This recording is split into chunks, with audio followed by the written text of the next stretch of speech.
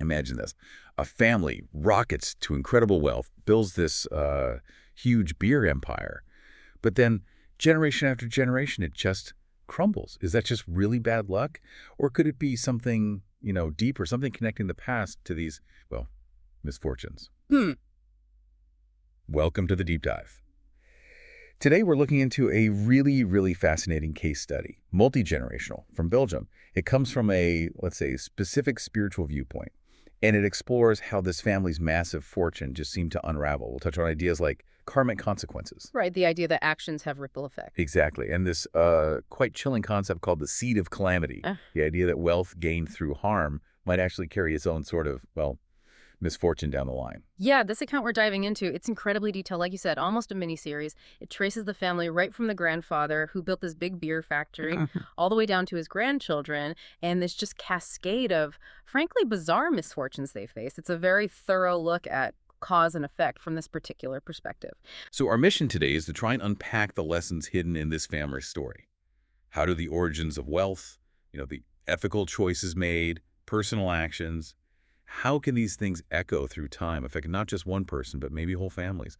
And crucially, what can this story teach you listening now about building real lasting well-being?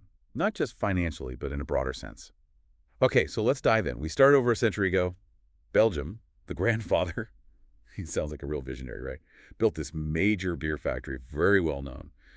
But he didn't stop there. No, he built the distribution, too. Over 100 bars and pubs, apparently. Massive network. Huge success. Brought the family enormous wealth, status, the whole package. This was the empire's foundation. It definitely looked like it from the outside. But, as we dig into the sources, it seems there were cracks appearing pretty early on, even when things seemed great. What were those first signs? That's a really key point. I mean, sure, there was the usual business stuff like competition later on, but the source highlights something more insidious. It was his own children. Raised with all this money, they developed problems with alcohol themselves. Oof. Yeah, and showed zero interest in actually running the business. They just wanted to, enjoy the wealth. The case study actually points to this as an early sign of that seed of calamity starting to sprout. That's quite telling, isn't it? That the product itself, alcohol, was maybe already causing issues within the family that profited from it. It suggests a deep irony, yeah. And it really makes you question what success means if it leads to that kind of internal decay generationally. So how did this seed affect the grandfather himself? Did he escape it? Not according to this account.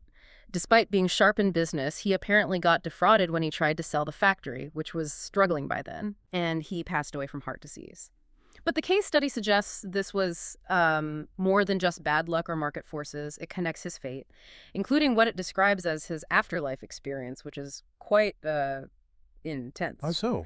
Well, the source describes severe karmic consequences, specifically being reborn in what it calls the fifth great hell, trapped in a volcanic vent of hot acid for many eons. A really grim depiction. Wow, okay. And what does the source attribute this to? It links it to a combination of things.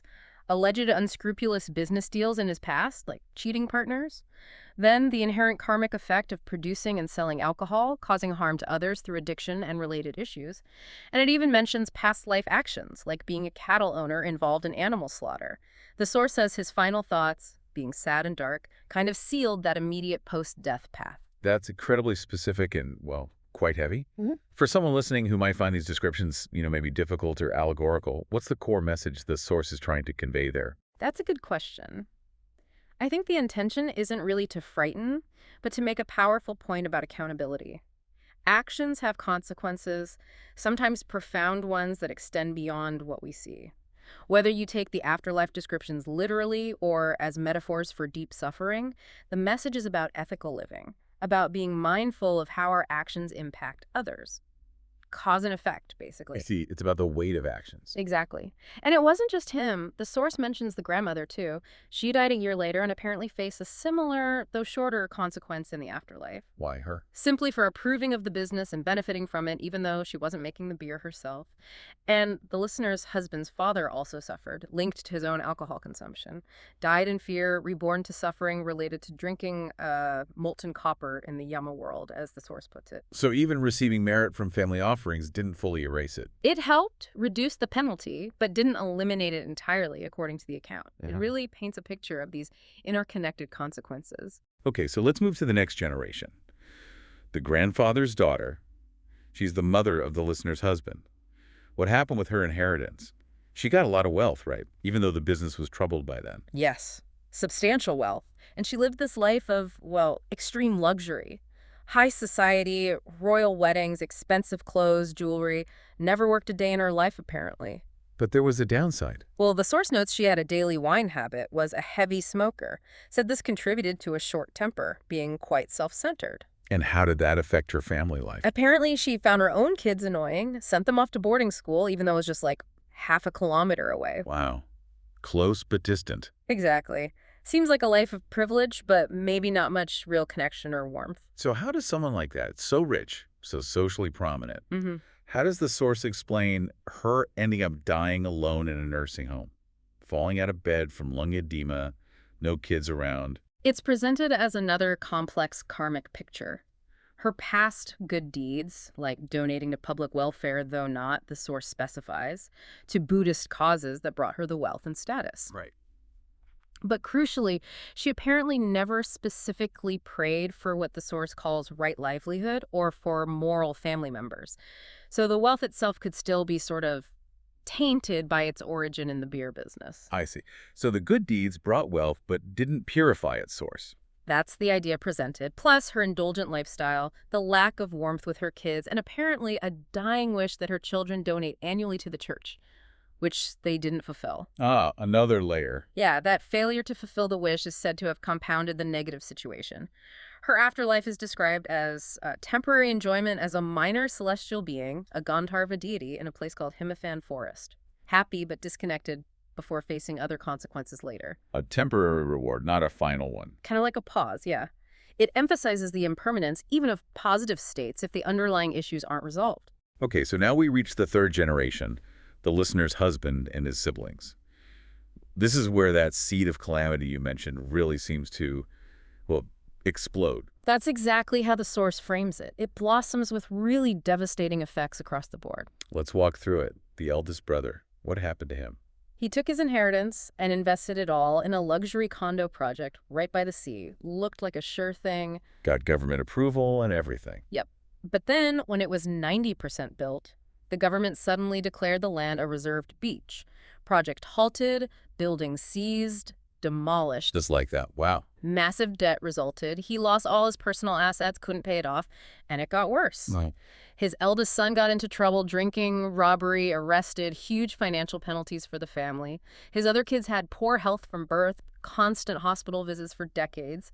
And then he himself got diagnosed with prostate cancer, just one thing after another. Brutal. What about the second brother? His story is also quite tragic. He was nearing retirement, wanted to avoid a massive 50% inheritance tax. Okay, sensible planning. Seemed like it. He transferred all his assets, including his share of the beer inheritance, to his wife, who was helping. And then, let me guess. Right after the transfer was done, she died. Completely unexpectedly cerebral hemorrhage. Oh, no. So then he got hit with the inheritance tax on her estate, losing even more money, became a recluse, sold his home. Just devastating. It's like trying to hold on to the money made it disappear faster. And the third sibling, the sister. She got into huge fights over the inheritance, became totally estranged from the family, lived in isolation for 20 years, apparently no contact with anyone. The family just completely fractured. Just fell apart. Okay, finally, the listener's husband, the fourth child. What was his story? He inherited cash, some expensive paintings, and communication stocks. Now, he was aware of this family history, this talk of a seed of calamity. So he was cautious. He was. He sold the communication stocks, trying to distance himself. But then, the irony. He decided to invest in shares of Belgium's biggest, most famous beer company back in 2000. Why beer again? He thought it was different. A huge, stable company. He genuinely believed it would be profitable, sure, but also that it would create jobs, do some good. He had good intentions. Absolutely. But what happened was, well, shocking. Tell me. The company grew, yes, but used high-tech automation. Very few jobs actually created.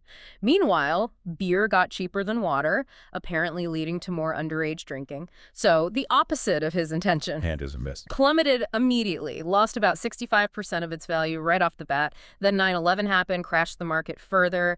He eventually lost all the shares to the bank due to debt. His own businesses failed too. Complete financial ruin. It just kept coming. And the final blow. August 2007, their house catches fire. Everything destroyed, the inherited paintings, all their belongings. They were left with literally just the clothes they were wearing. Unbelievable. Ended up in social housing, relying on donated clothes. Just total devastation. So looking at this pileup of disasters across all the siblings, was it just horrific luck? A psychic apparently suggested Balinese black magic at one point? Yeah, that idea came up, but the case study we're drawing from firmly dismisses it. So what's the explanation then, according to this source? It circles right back to that core concept, the seed of calamity. It argues this isn't coincidence. It's a direct consequence of the wealth's origin. Wealth derived from something inherently harmful, like the alcohol business in this view, carries this latent misfortune. It doesn't matter who gets it or how carefully they try to manage it. The seed will sprout. That's the claim. It leads to financial loss, family breakdown, health issues. Even just investing in beer stocks, not making it yourself, is seen as indirectly supporting that negative cycle and making you part of the consequence. And the mother's unfulfilled wish for church donations. Did that play a role too? Yes, according to the source, the children failing to honor that dying wish removed a potential source of merit, a potential counterbalance, which then allowed the existing negative karma, that seed, to have an even stronger effect. It shows how these things are seen as deeply interconnected. Okay, so they've hit rock bottom, lost everything. What did the listener and her husband do then? Well, the listener, in this moment of complete despair, turned towards spiritual practice. She found support and guidance at a place called the Dhammakaya Temple. And did things change? This is where the story takes a really interesting turn, according to the account. After she started making merit, praying, receiving blessings, the insurance company, which had initially only offered them half the value for the fire damage, they suddenly changed their minds and decided to pay the full amount. Wow, really? Yeah, and that money allowed them to build a new house, apparently even bigger and better than the one they lost. That's quite a turnaround. It really is. And the source presents this as a direct illustration of these principles in action. It offers some powerful insights, lessons for you listening about wealth, ethics, and how to build real well-being. What are those key lessons then? Well, first, it powerfully demonstrates the law of karma, not as some vague idea, but as a tangible force. Wealth is a common thing, the source says. With merit, you get it. Without merit, it leaves. This family story is just a multi-generational example of that. The source of the wealth mattered. Okay, so the origin is key. Absolutely. Second, it strongly advises avoiding what Buddhism calls abhayamukha. Can I try that pronunciation? Abhayamukha. Abhayamukha. Got it. It means the mouths of ruin or paths to downfall. And that includes not just drinking alcohol, but being involved in its production, sale, promotion, even investing in it, as we saw. Right. Avoid association with harmful industries. Third, it emphasizes actively cultivating something called Latwa Tumdi Tumjai Fongsai. Okay, let's try that one. Lachwa Tumdi Tumjai Fongsai. Perfect. It essentially means abstain from evil, do good deeds, and purify your mind. And this is done practically through tan, generosity, seen morality or ethical conduct, and pavana, meditation or mental cultivation. Pavana, generosity, morality, meditation. Exactly. These actions, the source explains, help weaken existing negative karma and build up positive energy for the future. Like what seemed to happen with the listener getting the insurance money after turning to practice. A way to counteract the negative seeds. That's the idea. And fourth, just basic but crucial stuff. Be diligent in ethical work, live within your means, and choose your friends wisely, people who uplift you, not drag you down. That last one sounds particularly relevant given the family's internal struggles. Definitely. And it all leads to this really important question for all of us, you know? We focus so much on getting wealthy, but how often do we stop and really think about the source of that wealth and what its long-term impact might be, not just on us, but on our families, on future generations? That's a powerful point. This whole deep dive into the Belgian beer family, its rise and dramatic fall. It's a really potent reminder, isn't it? The choices we make now, especially around how we earn and use our resources, they can echo for a long, long time. They really can. True security, this story suggests, isn't just about the money you have in the bank, because that can vanish, as we saw. It's about the merit you've accumulated, the good you've done, and understanding how cause and effect truly works. So after hearing all this, maybe it's worth asking yourself, what seeds are you planting right now? For your own future and maybe for those who will come after you.